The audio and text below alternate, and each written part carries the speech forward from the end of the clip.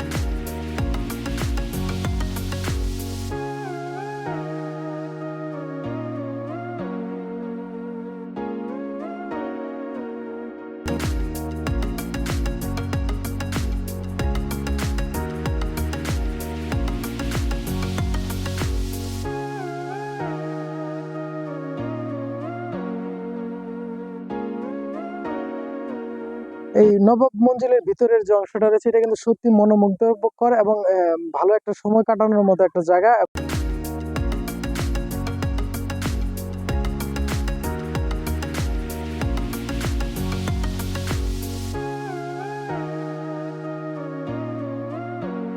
এই নবাব বাড়ির এই আঙ্গিনাতে নবাব এবং তার পরিবার সহ তার লোকজনের কিন্তু ছিল খুব একটা সমাগম, বা সবসময় একটা আনন্দঘন পরিবেশ ছিল। কিন্তু কালের পরিক্রমায় এখন এই নীরব নিস্তব্ধ পরিবেশটা বিরাজ করছে সব সময়।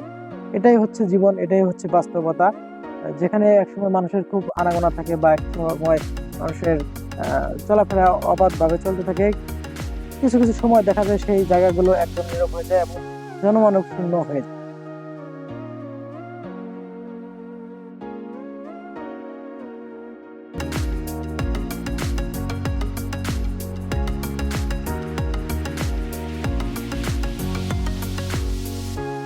এখন যে জায়গাটি দেখতে পাচ্ছেন বা যে গেটটি দেখতে পাচ্ছেন, এটি কিন্তু নবাব মঞ্জিলে প্রবেশ করার আরো একটি ধাপ। এখানে কিন্তু আসলে আমি দেখাতে চাচ্ছি যে গেটের উপরে কিন্তু আরবি অক্ষরে অনেক কিছু লেখা আছে, অনেক ইতিহাস।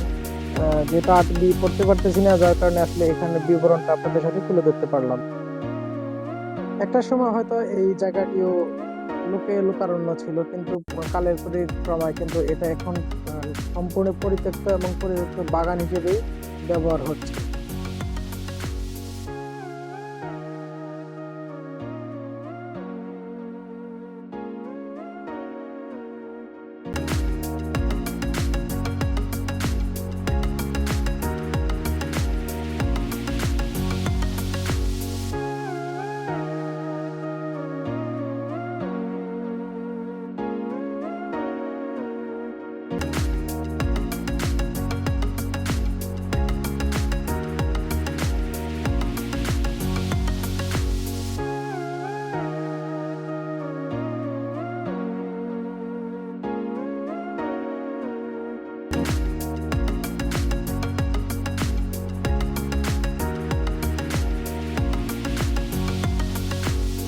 এখন যে চিত্রটি দেখতে পাচ্ছেন, এটি হচ্ছে নবাব মঞ্জিলের যে সামনের যে বারান্দাটা রয়েছে, বারান্দার ভিতরে অংশ।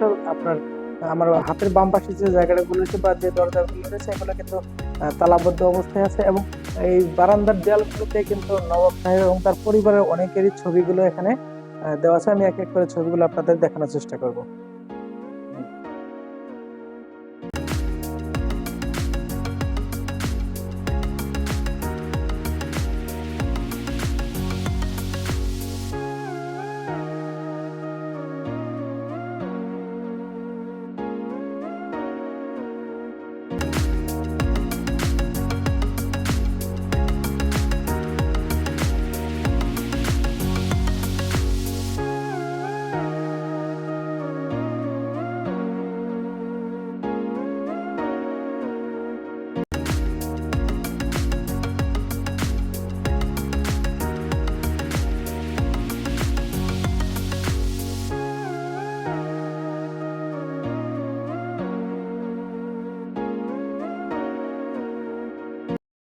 তো বন্ধুরা, এখন যে জায়গাটি দেখতে পাচ্ছেন এটি কিন্তু নবাব মঞ্জিলের পাশে অবস্থিত এবং এখানকার যে প্রচলিত একটি মসজিদ আছে ধনবাড়ি মসজিদ, সেই মসজিদটাই কিন্তু এখানে এখানে একটা সবচেয়ে ভালো দিক হচ্ছে যে এই মসজিদে কিন্তু পবিত্র কোরআন সবসময় তেলাওয়াত করা হয়ে থাকে, যেটা অনেক ভিডিওতে বা অনেক মাধ্যমে আপনারা জানতে পেরেছেন। আজকে আমরা একটু এই মসজিদটির অংশগুলো ঘুরে দেখার চেষ্টা করবো।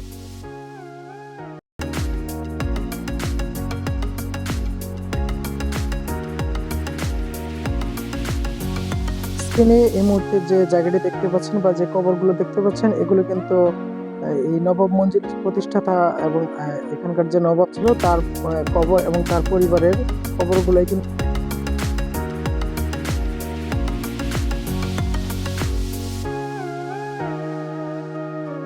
এটি হলো নবাব সাহেবের কবর এবং তার কবরের পাশে এভাবেই 24 ঘন্টা এভাবে কোরআন তেলাওয়াত করা হয়ে থাকে।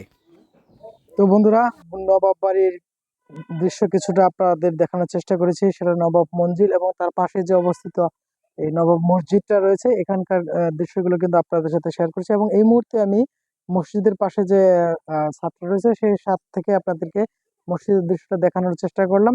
তো কেমন হয়েছে ভিডিওটি অবশ্যই একটু কমেন্ট করে জানাবেন। আরেকটু কথা একটু বলে রাখি, এই মসজিদটা কিন্তু অত্যন্ত গুরুত্বপূর্ণ একটা জায়গা এবং এইখানে আমি শুনেছি ছোটকাল থেকে যে এই মসজিদে যদি কেউ কোনো মানত করে থাকে বা কোনো নিয়ত করে থাকে এই মসজিদে দান করার উদ্দেশ্যে, আল্লাহ তাআলা কিন্তু সেটা কখনোই ফেরত দেন না বা এটা কখনোই বিফলে যায় না। আপনি চাইলে কিন্তু এখানে কোনো মানত করতে পারেন বা এখানে আসতে পারেন, 2 রাকাত নফল নামাজ অথবা শুক্রবার আসলে জুমার নামাজটাও কিন্তু এখান থেকে পড়ে যেতে পারেন। তো বন্ধুরা, কেমন লাগলো ভিডিওটি অবশ্যই একটু কমেন্ট করে জানাবেন। ভালো থাকবেন সবাই, সুস্থ থাকবেন, দেখা হবে নতুন কোনো ভিডিওতে। খুদা হাফেজ।